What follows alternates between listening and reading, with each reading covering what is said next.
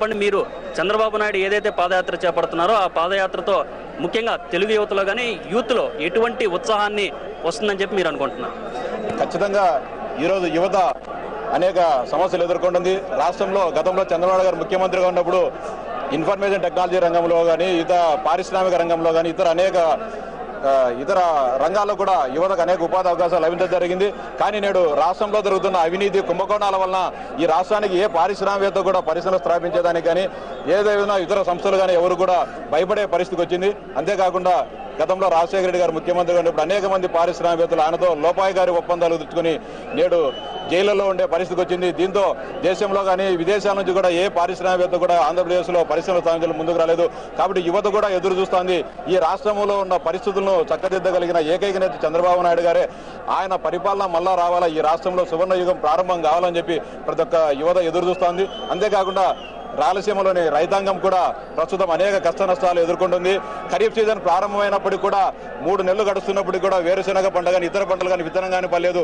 ప్రభుత్వం ఏమాత్రం కూడా రైతాంగానికి సహాయ సహకారాలు అందించుకోకుండా వారి అంతర్గత కుమ్ములాటలతో మునిగిపోయింది. ఈ పరిస్థితుల్లో తమకు ఎవరైనా సరే అండదండలకు అందించే నేత కావాలని చెప్పి సీమ రైతాంగము ప్రయాణికం ప్రతి ఒక్కరు ఎదురు చూస్తున్నారు. అంటే గతంలో యువతకు ఉన్న ప్రాధాన్యం చంద్రబాబు నాయుడు మళ్ళీ పార్టీ పగ్గాలు చేపట్టిన తర్వాత అంటే ఈ మధ్య కాలంలో గత 2 టర్మ్స్ గా పెద్దగా ఉండడం లేదు అనే అభిప్రాయం ఒకటి ఉంది. సో దీని మీద మీరే ఉంటారు? ఖచ్చితంగా చంద్రబాబు నాయుడు గారు ముఖ్యమంత్రిగా ఉన్నప్పుడే ఈ రాష్ట్రంలోని యువతకు ఉపాధి అవకాశాలు కానీ అనేక విధంగా అంతర్జాతీయ స్థాయికి ఆంధ్రప్రదేశ్ యువత ప్రసిద్ధి కావడం జరిగింది. కానీ ప్రస్తుతము ఈ రాష్ట్రంలోని అనేక ఇన్ఫర్మేషన్ టెక్నాలజీ కంపెనీలు ఇతర రాష్ట్రాలకు వెళ్ళిపోవడము, అంతేకాకుండా అనేక బహుళజాతీయ సంస్థలు కూడా ఈ రాష్ట్రానికి రాకుండా ఇతర గుజరాత్ కానీ కర్ణాటక తమిళనాడు రాష్ట్రాలకు వలసపోతున్న జరిగింది. ఈ పరిస్థితిలో చంద్రబాబు నాయుడు గారి సమర్థవంతమైన పరిపాలన వస్తే తప్ప ఈ రాష్ట్రంలోని యువతకు కానీ ప్రగాఢ విషయం. అంతేకాకుండా యువత కూడా ఖచ్చితంగా ఈ పాదయాత్రలో ఇప్పుడు వచ్చిన వేలాది మంది వచ్చిన కార్యకర్తల్లో కూడా ప్రజలు కూడా యువతనే అధికంగా ఉన్నారు. వారు కూడా ఖచ్చితంగా చంద్రబాబు నాయుడు గారి పరిపాలన కావాలని చెప్పి తెలుగుదేశం ప్రభుత్వాన్ని ఆదరిస్తారని చెప్పి మేము ప్రగాఢంగా భావిస్తున్నాం. అలాగే యువత అంతా కొత్తగా పెట్టిన జగన్ పార్టీ వైపు ఆకర్షితులవుతున్నారన్న దానికి మీ దగ్గర ఉన్న సమాధానమే? కొంతమంది గతంలో చిరంజీవి పార్టీ పెట్టినప్పుడు కూడా యువత అంతా చిరంజీవికి ఆకర్షితులవుతున్నారు, యువతకు చిరంజీవికి యువత పట్టం కడుతున్నారని అపోహలు తప్ప రాష్ట్రాన్ని దోచుకుతున్న ఈ అవినీతి పరుడు వెంట యువత ఎవరు వెళ్తారని అనుకోలేదు. ఈరోజు చదువుకున్న యువత మా భవిష్యత్తు నిర్ణయించే చంద్రబాబు నాయుడు గారు అలాంటి నాయకుడు ఉంటేనే మా భవిష్యత్తు జాబులు వచ్చి మేము చక్కగా ఉండే పరిస్థితి ఉందని ఈరోజు యువత అంతా నమ్ముతున్నారు.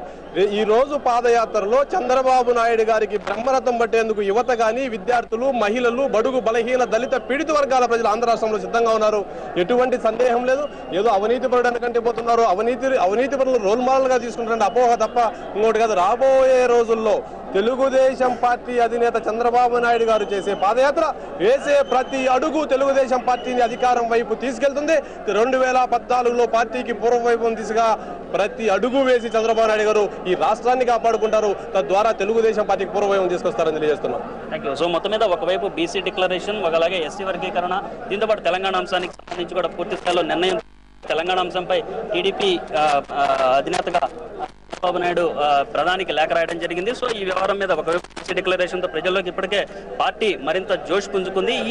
ఈ ఏదైతే ఈ పాదయాత్ర ఉందో ఈ పాదయాత్ర కూడా ప్రధానంగా బీసీలు ఫస్ట్ నుంచి కూడా టీడీపీకి బీసీలు అండగా ఉంటూ వచ్చారు. బీసీ డిక్లరేషన్ తర్వాత అది మరింత ఓటు బ్యాంక్ మరింత పటిష్టమైందని చెప్పి టీడీపీ వర్గాలు భావిస్తున్నాయి. సో ఈ నేపథ్యంలో మనతో మాట్లాడేందుకు బీసీసీఎల్ అధ్యక్షుడు రెడ్డి సుబ్రహ్మణ్యం ఉన్నారు. ఆయన అడిగి మరిన్ని తెలుసుకుందాం. సార్ రెడ్డి సుబ్రహ్మణ్యం గారు చెప్పండి, బీసీ డిక్లరేషన్ తర్వాత పార్టీలో ఒక జోష్ కనిపించిందని చెప్పి అంటున్నారు. సో ఆ తర్వాత ఈ పాదయాత్ర చేపడుతున్నారు. ఇది ఎటువంటి ఉత్సాహాన్ని బీసీ వర్గాల్లో నింపుతుందని చెప్పి మీరు అనుకుంటున్నారు? ఈరోజు ఆంధ్ర రాష్ట్రంలో ఉన్నటువంటి పరిస్థితి చూస్తే అన్ని వర్గాల వారికి సమస్యలతో సతమతం అవుతున్నారు. ముఖ్యంగా ఈ బీసీ వర్గాలు కూడా చాలా నిరాశతో నిస్పృహతో ఈ రాష్ట్రంలో బీసీ వర్గాలు కూడా ఉన్నారు. ఆ సందర్భంలో ఈ సమస్యలన్నీ ప్రజల్లోకి తీసుకువెళ్ళి మరి మేము అధికారంలోకి వస్తే తప్పకుండా ఈ సమస్యలన్నీ పరిష్కరిస్తాం, ఇప్పుడు ప్రభుత్వం మీద ఒత్తిడి తీసుకొస్తామనే ఉద్దేశంతో బీసీ డిక్లరేషన్ జూలై 9వ తారీఖున నారా చంద్రబాబు నాయుడు గారు ఒక సాహసోపేతమైనటువంటి నిర్ణయం తీసుకుని ప్రకటించడం జరిగింది. ఆ రోజు నుంచి మరి బీసీల్లో ఒక నూతన ఉత్సాహం వచ్చింది. ఒక స్వాతంత్రం 1947లో వచ్చిన మరి బీసీలకు నిజమైనటువంటి స్వాతంత్రం జూలై 9న వచ్చినట్లుగా భావించి ఈ పాదయాత్రలో ఈ రాష్ట్రంలో ఉన్నటువంటి అశేషమైనటువంటి బీసీలు అందరూ కూడా మరి పాల్గొనడానికి సిద్ధంగా ఉన్నారని ఈ సందర్భంగా తెలియజేస్తున్నారు. అంటే ఆయన ప్రధానంగా చెప్పిన వాటిల్లో 100 సీట్లు బీసీలకు ఇస్తామని చెప్పి ఆయన చాలా గట్టిగా చెప్పడం జరిగింది. ఇది ప్రస్తుతం ఉన్న పరిస్థితుల్లో అది సాధ్యమా? సాధ్యమే. ఎందుకంటే తెలుగుదేశం విధానం ఏంటంటే ఆనాడు స్థానిక సంస్థల్లో రిజర్వేషన్ ఇచ్చి సాధ్యం చేసింది కూడా ఆనాడు ఎన్టీ రామారావు గారు. ఈనాడు ఒక అడుగు ముందుకు వేసి నారా చంద్రబాబు నాయుడు గారు ఈ చట్టసభల్లో రిజర్వేషన్ కోసం కృషి చేస్తాం, జాతీయ ఉద్యమాన్ని తీసుకొస్తామని చెప్పడమే కాకుండా అది సాధించేంత వరకు 100 సీట్లు ఇస్తామని చెప్పారు. అది చాలా స్పష్టంగా వచ్చింది. ఇందులో అనుమానించవలసినటువంటి అవసరం లేదు. 6 నెలలు ముందుగానే మళ్ళీ ఈ సీట్లు కూడా ప్రకటిస్తారని చెప్పిన తర్వాత ఇంకా అనుమానించవలసినటువంటి ఆవశ్యకత లేదు. Thank you sir. సో అలాగే మాజీ మంత్రి చిక్కాల రామచంద్ర ఆయన అడిగి మరిన్ని అంటే ఈ పాదయాత్ర ద్వారా ఎటువంటి జోష్ నింపుతుందనే దాని మీద తెలుసుకుందాం. సార్ రామచంద్రరావు గారు చెప్పండి, ఇప్పటికే అవినీతి అంశం మీద పెద్ద ఎత్తున పోరాటాలు చేశారు. సో ఈ అవినీతి అనేది ఇక పెద్దగా అంటే రాజకీయాలకు పెద్దగా ఉపయోగపడే వస్తువు కాదనే అభిప్రాయం ఒకటి వ్యక్తమవుతుంది. సో ఈ నేపథ్యంలో మీ పార్టీ కానీ మీరు కానీ ఇక అవినీతి అంశాన్ని వదిలేసినట్టేనని చెప్పి అనుకోవచ్చా? ఈ పాదయాత్రలో అవినీతి గురించి ఏ మేరకు మీరు ప్రస్తావన చేయబోతున్నారు? ఇప్పుడు అసలు యాత్రలో ముఖ్య ఉద్దేశం ఏంటంటే ప్రజా సమస్యలు తెలుసుకుని వారి యొక్క ఆవేదన ఏదో తెలుసుకుని వాళ్ళతో మాట్లాడడానికి రావడం అనేది ఒకటి. రెండోది ఏంటంటే ఈ ముఖ్యంగా ఏంటంటే అవినీతితో కూలిపోయినటువంటి కేంద్ర రాష్ట్ర ప్రభుత్వాలు, ఈ కేంద్ర రాష్ట్ర ప్రభుత్వాలు ఏదైతే అవినీతిలో కూలిపోయిందో వాటి యొక్క ఎంతమంత ఎన్ని లక్షల కోట్ల రూపాయలు తినేశారు, ఎవరెవరు తినేశారు అనే దాని మీద కూడా ప్రజలు తెలియాలి. ఎందుకంటే ప్రజాస్వామ్యంలో అన్ని కలిసి ఉంటాయి. ప్రజా సంక్షేమ కార్యక్రమాలు, అభివృద్ధి కార్యక్రమాలతో పాటు ఈ రాష్ట్రాన్ని ఈ దేశాన్ని కాపాడవలసిన పూర్తి బాధ్యత ఆ ప్రజా ప్రభుత్వాల మీద ఉంది. కాబట్టి తప్పకుండా కూడా దీని మీద ఈ సమస్య కూడా వస్తాయి. తప్పకుండా దీని మీద కూడా రియాక్ట్ అయ్యే అవకాశాలు తప్పకుండా కనపడుతున్నాయి. ఎందుకంటే అభివృద్ధి కుండిపడిపోయింది, సంక్షేమం కుండిపడిపోతుంది, దోసుకుపోతున్నాయి, మొత్తం అంతా పోతుంది, అన్ని కుంభకోణాలు జరుగుతున్నాయి. విపరీతమైన కుంభకోణం ప్రపంచంలో ఎక్కడా లేని కుంభకోణాలు మన దేశంలో మన రాష్ట్రంలో ఉన్నాయి. అందుకోసం అన్నింటినీ కూడా ప్రజల ముందు వస్తాయి. ఇప్పుడు తప్పకుండా సంక్షేమ అభివృద్ధి కార్యక్రమాలతో పాటు అభివృద్ధి కార్యక్రమాలు కూడా ఇందులో వెలికి తీస్తారు. అలాగే చంద్రబాబు నాయుడు గారు చేపట్టబోతున్న ఈ పాదయాత్రతో ఎటువంటి జోష్ వస్తుందని చెప్పి అనుకుంటున్నారు? పార్టీలో కానీ పార్టీ క్యాడర్లో ఎటువంటి ఉత్సాహాన్ని నింపుతుందని చెప్పి అనుకుంటున్నారు? ప్రజల్లో ఎప్పుడూ ఉత్సాహంగా ఉంది. పార్టీ ఇప్పుడు కొత్తగా రావాల్సిన అవసరం లేదు. పార్టీ కేడర్, పార్టీ యొక్క నాయకత్వం బ్రహ్మాండంగా ఉంది, ఎందుకు తేడలేదు. అయితే ఏముందంటే నాకు పార్టీలు ఎప్పుడూ ఐక్యతగా ఉన్నాం, అందరూ కలిసి ఉన్నారు. ఏదో 1-2 తప్ప కొద్దిగా ఉంటుంది. అంతేగాని మన పార్టీ వల్ల వచ్చేది ఏం కాదు. పార్టీ కోసం రావట్లేదు. మెయిన్ వచ్చేది ఏంటంటే అయినా ప్రజల కోసం. ఈ పార్టీ పరిస్థితి ఎలాగ ఉంది, ఎలాగ నడుస్తుంది, ఆటోమేటిక్ నడుస్తుంది. అందులో భాగమేది పార్టీ పరిస్థితి, అందులో భాగమే. కాబట్టి ఇందులో ప్రత్యేకంగా పార్టీ కోసం చేయవలసిన అవసరం లేదు. అలాగే మొన్న జగన్ ఎఫెక్ట్ మొన్న బాగా పడింది సీమాంధ్రలో. ఆ తర్వాత సీమాంధ్రలో కూడా కాస్త బాగుంది అనుకున్న సీమాంధ్రలో కూడా పార్టీ చాలా వీకెన్ అయిందనే అభిప్రాయం, విమర్శలు వస్తున్నాయి. దీంతో ఎంతవరకు ఏకీభవిస్తారు? మొన్న మీరు ఉప ఎన్నికల్లో కూడా పోటీ చేశారు, దాన్ని కూడా దృష్టిలో పెట్టుకుని చెప్పండి. ఇప్పుడు మొన్న ఉప ఎన్నికలు ఓడిపోవడం అనేది అనేక కారణాలు ఉన్నాయి మీరు ఓడిపోవడానికి. మొన్న ఏదో సింపతి వచ్చి వాళ్ళకి ఏదో ఒక జైల్లో ఉండి సింపతి మీద ఓట్లు వేశారు.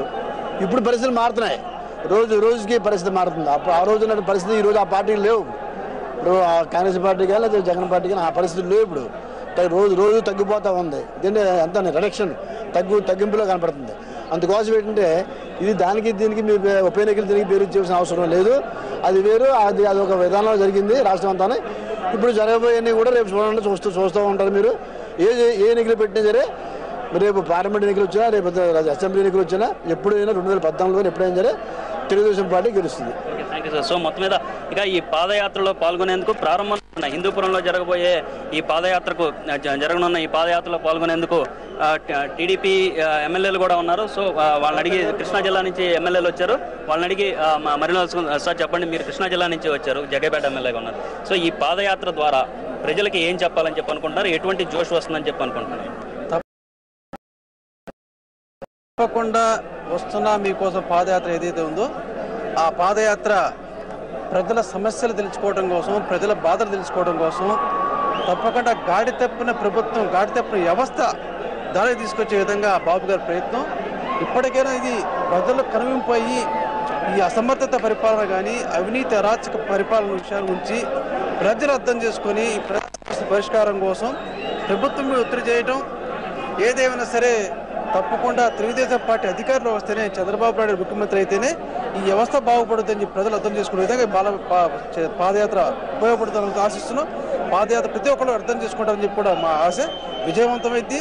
ప్రజల కనువింపే విధంగా ఇప్పటిదాకా అసమర్థ అవినీతి ప్రభుత్వాల యొక్క అరాచకవాదుని తిప్పికొట్టడానికి పాదయాత్ర ఉపయోగపడుతుంది ఆశిస్తున్నాం. మీరు సీమాంధ్ర ప్రాంతానికి సంబంధించిన ఎమ్మెల్యేగా ఉన్నారు.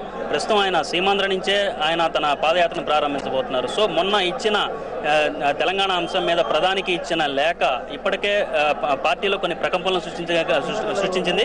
ఓ ముగ్గురు నేతలైతే దాదాపు తిరుగుబాటు చేసినట్టుగా కనిపించింది. ప్రవీణ్ కుమార్ రెడ్డి కానీ ఎమ్మెల్యే అమర్నాథ్ రెడ్డి కానీ వీళ్ళిద్దరూ కూడా పాదయాత్రకు సహకరించేదే లేదు. తెలంగాణ అంశం మీద టీడీపీ ఏకపక్ష నిర్ణయం తీసుకుందని చెప్పి వాళ్ళు ఆరోపించడం జరిగింది. దీని మీద మీరేం చెప్పదలుచుకున్నారు ఒక సీమాంధ్ర ఎమ్మెల్యేగా? చంద్రబాబు నాయుడు గారు ఇచ్చిన ఉత్తరం ఒకటే ఏమన్నారు, అఖిలపక్షం ఏర్పాటు చేయండి, అఖిలపక్షం ఏర్పాటు చేస్తే మా యొక్క ఉద్దేశం చెప్తామన్నారు తప్ప అక్కడ తెలంగాణకు అనుకూలమా అనే విషయం లేదు. అఖిలపక్షం ఏర్పాటు చేస్తే ఎందుకంటే ఈరోజు కాంగ్రెస్ పార్టీ పూర్తిగా రాష్ట్రంలో బలహీన పడిపోయింది. వాళ్ళ స్ట్రాటజీ ప్రకారం అక్కడ టీఆర్ఎస్ కలుపుకొని తెలంగాణను ఇవ్వాలని చెప్పి ఒక ఆలోచన, ఇక్కడ వైఎస్ఆర్ కాంగ్రెస్ పార్టీ కలుపుకొని జగన్ మీద కేసులు ఎత్తేయడానికి కాంగ్రెస్ పార్టీ ఎత్తులు వేస్తుంటే తెలుగుదేశం పార్టీ మెదలకుండా ఉంటే ఒక చేతకానితనంగా ఉంటుంది. వాడు ఏ విధంగా స్ట్రాటజీ ప్లే చేస్తున్నారో తెలుగుదేశం పార్టీ కూడా స్ట్రాటజీ ప్లే చేయాలి. తప్పకుండా అఖిలపక్షం ఏర్పాటు చేసినప్పుడు ఉద్దేశం చెప్తున్నారు తప్ప తెలంగాణకి అనుకూలని మాత్రం ఊహించుకోవడం తప్పు. అని ప్రవీణ్ కుమార్ రెడ్డి ఆరోపణల మీద మీరేమంటారు? పార్టీ ఏకపక్షంగా నిర్ణయం తీసుకుంది. తెలుగుదేశం పార్టీకి తెలుగు అనే పేరు పెట్టుకునే అర్హత లేదు, తెలంగాణ దేశం అని పెట్టుకోవాలని చెప్పి ఆయన చాలా సీరియస్ కామెంట్స్ చేయడం జరిగింది. దీని మీద ఏమంటారు? అది ప్రవీణ్ కుమార్ రెడ్డి ఆ విధంగా మాట్లాడటం అర్ధరహితం, మరి తొందరపాటు తప్ప. అది మాత్రం బాబు గారు ఇచ్చిన స్టేట్మెంట్ క్లియర్గా చూస్తే అఖిలపక్షం ఏర్పాటు చేయమన్నారు తప్ప తెలంగాణ అనుకూలం అని చెప్పి మాత్రం ఇవ్వలేదు. ఏదైనా అటువంటి నిర్ణయం వచ్చినప్పుడు అందరితో తప్పకుండా మాట్లాడి చేస్తారని చెప్పి మా ఆలోచన. అలాగే మీరు చెప్పండి, టీడీపీ అధినేత మరి కొద్దిసేపట్లో ఈ పాదయాత్ర ప్రారంభించబోతున్నారు. తెలంగాణ అంశం మీద ఏదైతే టీడీపీ అధినేత లేఖ రాశారో ఆ ప్రభావం ఏదన్నా ఈ పాదయాత్ర మీద పడే అవకాశం ఉందా? అంటే సమైక్యవాదులు కానీ ఎవరన్నా అడ్డుకునే సూచనలు ఉన్నాయని చెప్పి వార్తలు వస్తున్నాయి. సో దీంతో మీరు ఎంతవరకు ఏకీపిస్తారు? అదంతా అబద్ధం. ఎందుకంటే ప్రజలు వాళ్ళ యొక్క సమస్యలనే ఎవరు వింటారా, ఎవరు ఆ సమస్యల్ని పరిష్కారం చేస్తారనే ఉద్దేశంతో ఉన్నారు. కానీ ఈ సమైక్యత అనేది ప్రజల్లో లేదు. అది ఎందుకంటే ఈ రోజున కరెంటు సమస్య ఉంది, రైతాంగ సమస్యలు ఉన్నాయి. మరి రైతు పండించినటువంటి పంట గిట్టుబాటు ధర లేదు, అలానే విత్తనాలు లేవు, ఎరువులు లేవు. అందుకని రైతులు సామాన్యుడు వీటి గురించి మాట్లాడుకునేటువంటి లేదు.